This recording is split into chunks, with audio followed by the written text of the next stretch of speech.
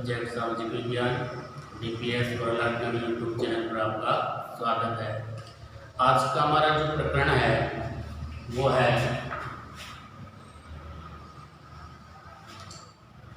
सर्वोच्च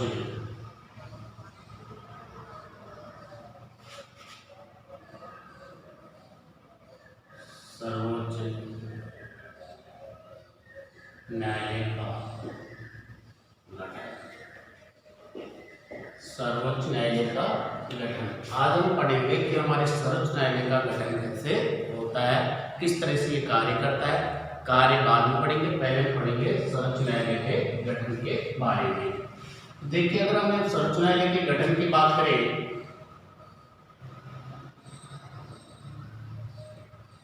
सर्वोच्च न्यायालय का गठन हमारे संविधान के आर्टिकल 124 के तहत सर्वोच्च न्यायालय का गठन किया गया है। तो सर्वोच्च न्यायालय के गठन की हम बात करें यहाँ पर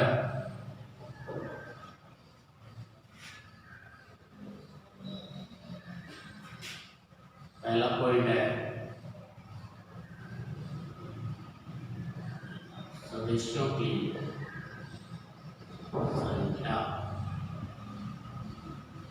दूसरा पॉइंट है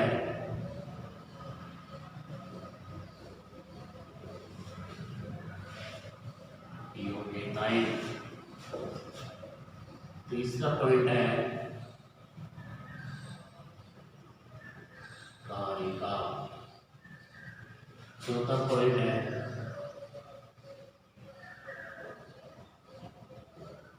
महाभियोग। अगला पॉइंट है वेतन भत्ते। इससे वाला पॉइंट है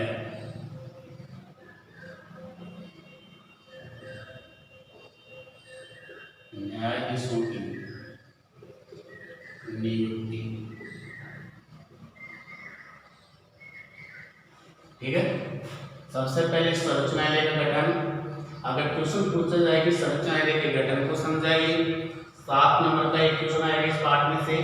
तो इसमें पहला पॉइंट लिखना अपन को सदस्यों की संख्या, दूसरा पॉइंट लिखना है अपन को न्यायाधीशों की नियुक्ति, तीसरा पॉइंट लिखना है अपन को योग्यताएं, चौथा पॉइंट लिखना है कार्यकाल, पांचवा पॉइंट लिखना है महाभियोग, छठा पॉइंट लिखना है वेतन एवं भत्ते और सातवां पॉइंट है उन्मुक्तियां। उन्मुक्तियां, ठीक है, यह है। तो सबसे पहले हम बात करेंगे सदस्यों की संख्या का।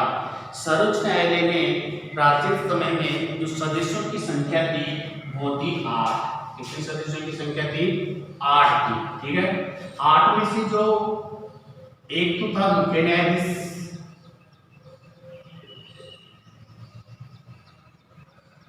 एक मुख्य न्यायाधीश और 7 अन्य न्यायाधीश। ठीक है, कुल मिलाकर की संख्या कितनी थी? 8 थी। तो प्राचीन समय में जब सर्वोच्च न्यायालय का गठन हुआ था उस समय सर्वोच्च न्यायालय में सदस्यों की जो संख्या थी वो कितनी थी? 8 थी, मुख्य न्यायाधीश सहित। ठीक है, जिसमें एक मुख्य न्यायाधीश था और 7 अन्य न्यायाधीश थे। इसके बाद में हमारे संविधान में संशोधन किया गया और सदस्यों की संख्या बढ़ाकर के कुल की गई 31। वर्तमान में अगर हमारे सदस्यों की संख्या पूछे तो आपको बतानी है 31। कहीं पर कंपटीशन में क्वेश्चन पूछा गया है कि वर्तमान में सर्वोच्च न्यायालय के मुख्य न्यायाधीश सहित कुल सदस्यों की संख्या कितनी है, तो इसमें आंसर आएगा 31। ठीक है, और ये मुख्य न्यायाधीश सहित है। अन्य न्यायाधीशों की संख्या पूछे तो आपको बतानी है कितनी? 30 और मुख्य न्यायाधीश से पूछे तो आपको बतानी है 31। तो ये तो है सदस्यों की संख्या। तो सदस्यों की संख्या में आपको लिखना है कि सदस्यों की संख्या में सर्वोच्च न्यायालय में प्राचीन समय मुख्य न्यायाधीश सहित अन्य सदस्यों की संख्या थी 8। वर्तमान में सर्वोच्च न्यायालय में सदस्यों की संख्या है 31, जिसमें एक मुख्य न्यायाधीश है और 30 अन्य न्यायाधीश हैं। इस प्रकार से कुल मिलाकर के सदस्यों की संख्या हुई कितनी? 31। अगला पॉइंट हम बात करें न्यायाधीशों की नियुक्ति। ठीक है, तो न्यायाधीशों की नियुक्ति किसके द्वारा की जाती है? राष्ट्रपति के द्वारा की जाती है। न्यायाधीशों की नियुक्ति किसके द्वारा की जाती है? राष्ट्रपति के द्वारा की जाती है। राष्ट्रपति के द्वारा कौन सी व्यवस्था? कोलेजियम व्यवस्था। कोलेजियम व्यवस्था, ठीक है। अन्य न्यायाधीशों की अर्थात न्यायाधीशों की नियुक्ति कौन करता है? मुख्य न्यायाधीश राष्ट्रपति करता है। चाहे मुख्य न्यायाधीश हो या अन्य न्यायाधीश हैं, इन सब की नियुक्ति किसके द्वारा की जाती है? राष्ट्रपति के द्वारा की जाती है। और कौन सी व्यवस्था के द्वारा की जाती है? कोलेजियम व्यवस्था के द्वारा की जाती है। तो देखिए कोलेजियम व्यवस्था क्या है। इस कोलेजियम के अंदर 5 सदस्य होते हैं। एक होता है मुख्य न्यायाधीश, एक होता है मुख्य न्यायाधीश और 4 होते हैं वरिष्ठ न्यायाधीश। वरिष्ठ न्यायाधीश इस प्रकार से ये इसमें कोलेजियम में इस प्रकार के 5 सदस्य होते हैं। एक मुख्य न्यायाधीश होता है, 4 वरिष्ठ न्यायाधीश होते हैं। इस कोलेजियम व्यवस्था के तहत है जो एक मुख्य न्यायाधीश, 4 वरिष्ठ न्यायाधीश है जो अन्य नामों की सूची है जो राष्ट्रपति के पास भेजते हैं। राष्ट्रपति उन नामों की सूची के आधार पर उन व्यक्तियों को न्यायाधीश पद पर क्या करता है? नियुक्त करता है। अर्थात अन्य व्यक्तियों को न्यायाधीश पद प्रदान करना है तो उसके लिए कौन करेगा? कोलेजियम व्यवस्था करेगी, जिसमें एक मुख्य न्यायाधीश होगा और 4 वरिष्ठ न्यायाधीश होंगे। ये अन्य न्यायाधीशों के नामों की सूची किसके पास भेजेंगे? राष्ट्रपति के पास भेजेंगे। राष्ट्रपति के उन नामों की सूची के आधार पर उनको शपथ दिला करके उनको न्यायाधीश पद पर क्या करेगा? नियुक्त करेगा। इस प्रकार से न्यायाधीशों की क्या होती है? नियुक्ति होती है। प्रश्न भी पूछ लिया जाता है मुख्य न्यायाधीश की नियुक्ति किसके द्वारा की जाती है? तो वो राष्ट्रपति के द्वारा की जाती है। और राष्ट्रपति की नियुक्ति कौन करता है? तो सर्वोच्च न्यायालय का मुख्य न्यायाधीश करता है। सर्वोच्च न्यायालय के मुख्य न्यायाधीश को शपथ दिलाता है राष्ट्रपति, और राष्ट्रपति को शपथ दिलाता है सर्वोच्च न्यायालय का मुख्य न्यायाधीश। ठीक है, तो ये न्यायाधीशों की नियुक्ति होगी। किसके द्वारा की जाती है? राष्ट्रपति के द्वारा की जाती है। कौन सी व्यवस्था के द्वारा? कोलेजियम व्यवस्था के द्वारा की जाती है। कोलेजियम व्यवस्था में कितने सदस्य होते हैं? 5 सदस्य होते हैं। एक मुख्य न्यायाधीश होता है, 4 वरिष्ठ न्यायाधीश होते हैं। ये नामों की सूची तैयार करते हैं। नामों की सूची तैयार करके राष्ट्रपति के पास भेजते हैं। राष्ट्रपति उन नामों के व्यक्तियों को उनके पद पर क्या करता है? नियुक्त करता है। इस प्रकार से न्यायाधीशों की क्या होती है? नियुक्ति होती है। अगर हम बात करें योग्यताओं की, तो न्यायाधीश बनने के लिए कौन कौन सी योग्यताओं का होना आवश्यक है? तो न्यायाधीशों की योग्यताओं के लिए हम बात करें, सबसे पहले वो भारत का क्या होना चाहिए? नागरिक होना चाहिए। भारत का नागरिक होना चाहिए। ठीक है, चाहे वो आपके लोकसभा का सदस्य हो, चाहे राज्यसभा का सदस्य हो, चाहे विधानसभा का सदस्य हो, अर्थात जिसका भी सदस्य है तो उसका पहला पॉइंट सेम है, वो है आपके भारत का नागरिक होना चाहिए। जो व्यक्ति न्यायाधीश बन रहा है सबसे पहले तो यह है कि वो भारत का क्या होना चाहिए? नागरिक होना चाहिए। दूसरी बात बताई गई है, वह व्यक्ति 2 या 2 से अधिक 2 या 2 से अधिक न्यायालयों में 2 या 2 से अधिक न्यायालयों में लगातार 5 वर्ष तक न्यायाधीश पद पर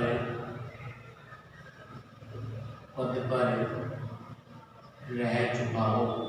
ठीक है, पहली योग्यता तो कौन सी आएगी? भारत का क्या होना चाहिए? नागरिक होना चाहिए। दूसरा पॉइंट कौन सा जगह?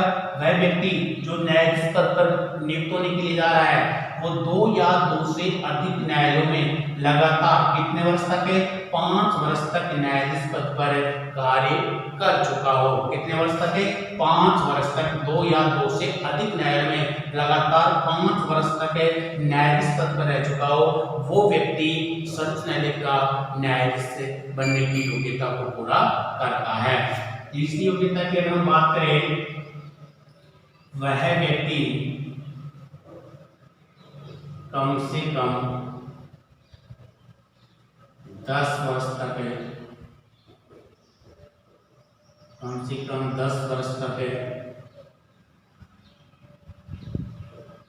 अधिवक्ता के रूप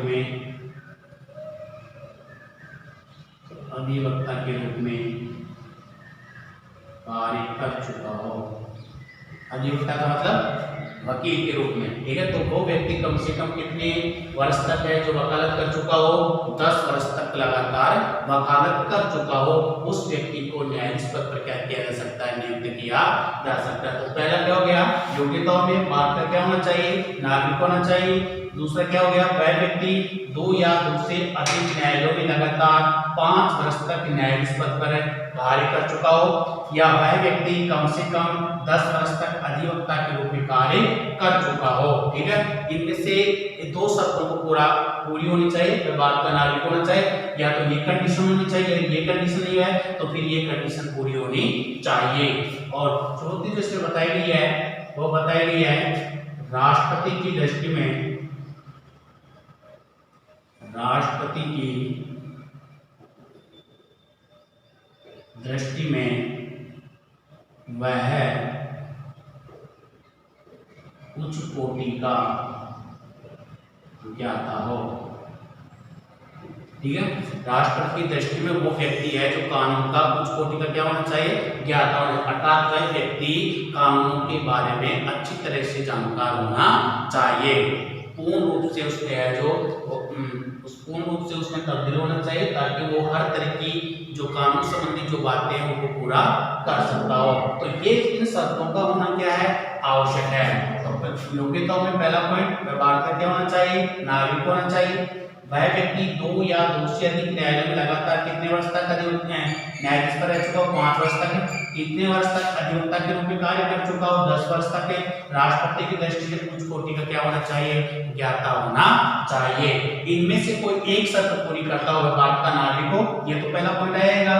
बाकी इन तीनों में से एक शर्त पूरी करता हो, उस व्यक्ति को राष्ट्रपति न्यायाधीश पद पर क्या करेगा, नियुक्त करेगा। तो ये क्या हो गया, इसका कार्यकाल हो गया। आप बात करें, हम महाभियोग की बात करें, सॉरी अब बात करते हैं हम इसके कार्यकाल के बारे में। तो इसका कार्यकाल होता है 65 वर्ष। कार्यकाल कितने वर्ष तक होता है, 65 वर्ष तक। अर्थात कोई व्यक्ति सर्वोच्च न्यायालय के न्यायाधीश के रूप में कार्य कर रहा है तो उसकी सेवानिवृत्ति की जो आयु है वो कितनी है, 65 वर्ष तक वो अपने पद पर बना रह सकता है। 65 वर्ष के बाद में उसको पद से हटा दिया जाता है, या फिर शुभ के द्वारा त्याग पत्र दे दिया जाता है, ठीक है। तो ये इसका कार्यकाल कितने वर्ष का होता है, 65 वर्ष से होता है। 65 वर्ष के बाद में इसको हटा दिया जाता है, सेवानिवृत्त कर दिया जाता है। तो ये इसका क्या हो गया, कार्यकाल। लेकिन 65 वर्ष की आयु से पूर्व भी है जो सर्वोच्च न्यायालय के मुख्य न्यायाधीश अन्य न्यायाधीशों को उसके पद से क्या किया जा सकता है, हटाया जा सकता है। कब, कौन सी स्थिति में, जब उनके ऊपर किसी प्रकार की कदाचार के आरोप सिद्ध हो जाए। कदाचार का मतलब होता है कि जब वो व्यक्ति असंवैधानिक तरीके से क्या कर रहा हो, कार्य कर रहा हो, या किसी गलत तरीके से उनके ऊपर आरोप सिद्ध हो जाए, जैसे भ्रष्टाचार है, रिश्वत है, इस प्रकार के अगर आरोप सिद्ध हो जाते हैं तो फिर उस व्यक्ति को 65 वर्ष से पूर्व उसको अपना पद छोड़ना पड़ेगा, ठीक है। तो ये तक क्या था, कार्यकाल। अब हम बात करें महाभियोग की बात करें, ठीक है। तो महाभियोग की बात करें तो महाभियोग का देखो, राष्ट्रपति को भी किसके द्वारा हटाया जा सकता है, महाभियोग के द्वारा। सर्वोच्च न्यायालय के मुख्य न्यायाधीश को किसके द्वारा हटाया जा सकता है, महाभियोग के द्वारा। उपराष्ट्रपति को भी किसके द्वारा हटाया जा सकता है, महाभियोग के द्वारा हटाया जा सकता है। तो महाभियोग की बात करें, महाभियोग है जो किसके द्वारा लाया जाता है, आपके संसद के द्वारा लाया जा सकता है। अगर राष्ट्रपति के ऊपर किसी कदाचार के आरोप सिद्ध हो जाते हैं, उस स्थिति में न्यायाधीशों के ऊपर महाभियोग का प्रस्ताव संसद के दोनों सदनों के द्वारा 2/3 बहुमत के द्वारा पारित कर दिया जाता है। उसके उपरांत है जो सर्वोच्च न्यायालय के मुख्य न्यायाधीश अन्य न्यायाधीशों को पद से हटाया जा सकता है, या फिर स्वयं वो अपने पद से क्या दे दे, त्याग पत्र दे दे। तो ये तक कौन सी, महाभियोग की प्रक्रिया। इसके हम बाद में बात करें वेतन और भत्ते। वेतन और भत्ते की बात करें तो सर्वोच्च न्यायालय का जो मुख्य न्यायाधीश होता है, सर्वोच्च न्यायालय का मुख्य न्यायाधीश को 1 लाख रुपए प्रति माह, ठीक है। सर्वोच्च न्यायालय का जो मुख्य न्यायाधीश होता है उसको कितना लाख रुपए प्रति माह मिलता है, 1 लाख रुपए। और अन्य न्यायाधीशों को, अगर अन्य न्यायाधीशों की बात करें तो अन्य न्यायाधीशों को मिलता है 90,000 रुपए प्रति माह, 90,000 रुपये प्रति माह। ठीक है, तो वेतन और भत्ते की बात करें तो सत्र न्यायालय के मुख्य न्यायाधीश को कितना वेतन मिलता है? 1,00,000 रुपये प्रति माह मिलता है। अन्य न्यायाधीशों को कितना वेतन मिलता है? 90,000 रुपये वेतन मिलता है। इनके अतिरिक्त अन्य सुविधाएं जैसे बिजली का बिल है, मकान का बिल है, या और किसी गाड़ी पर्सनल गाड़ी है उसमें जो डीजल पेट्रोल वगैरह डलता है वो है, स्टाफ है, ये सुविधाएं भी उनको क्या करवाता है? उपलब्ध करवाने का काम करता है। ये सुविधाएं भी न्यायाधीशों को प्राप्त होती है। टेलीफोन का बिल है, बिजली का बिल है, पानी का बिल है, ठीक है, गाड़ी है इसमें जो डीजल पेट्रोल डलता है वो है, ये सब सुविधाएं और इन वेतन के अतिरिक्त उनको प्रदान की जाती है। तो ये क्या है? वेतन और भत्ते। बात करें हम उन्मुक्तियों के बारे में, उन्मुक्तियों का मतलब होता है मुक्त रखना। उन्मुक्तियों का मतलब क्या होता है? उनको पूर्ण रूप से मुक्त रखना। इसमें दो बातें आती है हमारे उन्मुक्तियों में। पहली बात आती है अपने यहाँ, अगर हम बात करें यहाँ उन्मुक्तियों में तो पहली बात आती है यहाँ पर वह है न्यायाधीशों के द्वारा दिए गए निर्णयों के आलोचनाओं से मुक्त रखा गया है, मुक्त रखा गया है। अर्थात न्यायाधीशों के द्वारा जो भी निर्णय लिए गए हैं, जो भी निर्णय दिया गया है, उनके बारे में किसी प्रकार की आलोचना नहीं की जा सकती। अर्थात न्यायाधीशों ने जो निर्णय दिया है वो सही दिया है या गलत दिया है, इसकी आलोचना करने का अधिकार किसी के पास नहीं है। सिर्फ आलोचना करने का है जो अधिकार किसके पास है? संसद के द्वारा। और वो संसद में सिर्फ किस पर विचार कर सकती है? महाभियोग के ऊपर विचार कर सकती है। संसद भी न्यायाधीशों के किसी निर्णय के ऊपर विचार नहीं कर सकती, सिर्फ एक को छोड़ करके, महाभियोग को छोड़ करके। अगर संसद न्यायाधीशों के ऊपर विचार करेगी तो सिर्फ किसके ऊपर करेगी? महाभियोग के ऊपर करेगी। अन्य किसी प्रकार के निर्णय के ऊपर है जो कोई आलोचना नहीं की जा सकती। तो न्यायाधीशों के द्वारा जो भी निर्णय दिया जाता है उन निर्णयों को पूर्ण रूप से मुक्त रखा गया है आलोचनाओं से। कौन? मुख्य न्यायाधीश या अन्य न्यायाधीशों को। और दूसरी बात है संसद के द्वारा महाभियोग के अतिरिक्त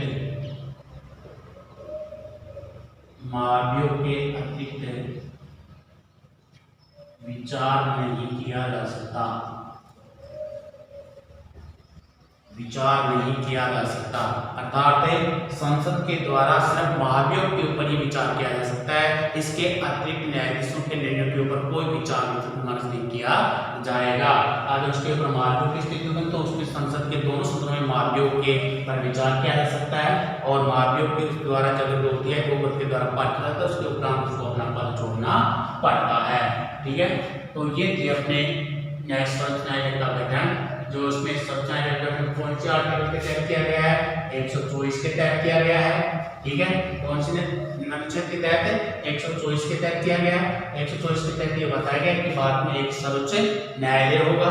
उसके बाद में इसका जो पहला पॉइंट है वो सदस्यों की संख्या है। पहले इसके सदस्यों की संख्या मुख्य न्यायाधीश से 8 थी, अन्य न्यायाधीशों की संख्या 7 और एक मुख्य न्यायाधीश। वर्तमान में इनकी मुख्य न्यायाधीश से कुल सदस्यों की संख्या कितनी है?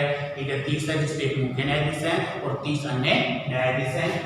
अगर हम न्यायाधीशों की नियुक्ति की बात करें तो न्यायाधीशों की नियुक्ति राष्ट्रपति के द्वारा की जाती है। उनको पद और गोपनीयता की शपथ दिलाई जाती है। कौन सी व्यवस्था के द्वारा?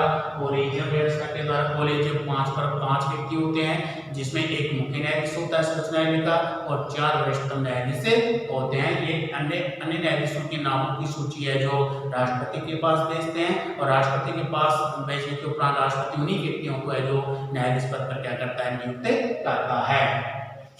अगर हम बात करें यहाँ पर योग्यताओं की, तो योग्यताओं का होना ये आवश्यक है। वह भारत में क्या होना चाहिए? नागरिक होना चाहिए। वह व्यक्ति 2 या 2 से अधिक न्यायालयों में लगातार 5 वर्ष तक न्यायाधीश पद पर रह चुका हो। कितने वर्ष तक है? 5 वर्ष तक। वो भी कैसे? लगातार 2 या 2 से अधिक न्यायालयों में। या फिर वह व्यक्ति कम से कम 10 वर्ष तक है उच्च न्यायालय में। कहाँ पर?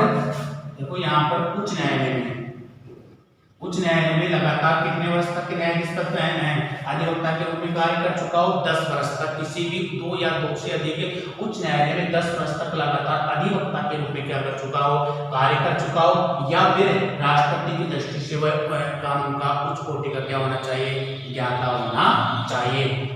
ये शर्त है, ये अनिवार्य है। और इन तीनों शर्तों में से एक शर्त का होना क्या है, आवश्यक है। तीनों शर्तों का होना आवश्यक है, तीनों में से एक शर्त का होना क्या है, आवश्यक है। मैं बात कर रहा हूं, ये तो पॉइंट है पहला पॉइंट। दूसरे पॉइंट में या फिर या ये शर्त पूरी करता हो, ये नहीं करता हो तो ये शर्त पूरी करता हो, और ये शर्त पूरी नहीं करता हो तो ये शर्त पूरी करता हो। इस प्रकार से ये इसकी क्या है, योग्यताएं हैं। ये इन शर्तों को जो व्यक्ति पूरा करता है वो न्यायाधीश पद पर आसीन हो सकता है।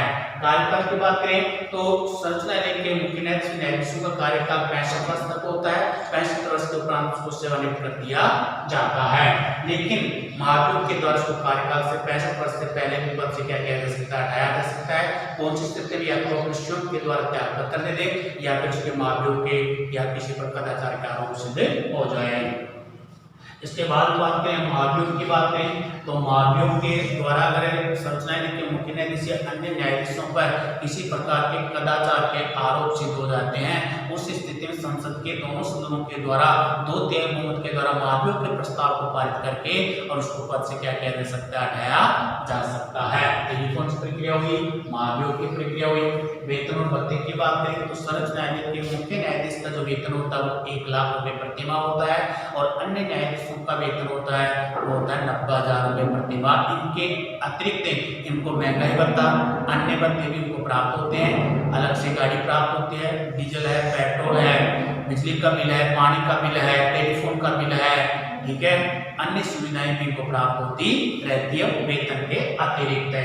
उन मुद्दों की बात करें अर्थात सर्वोच्च न्यायालय के न्यायाधीशों को कुछ चीजों के लिए मुक्त रखा गया है।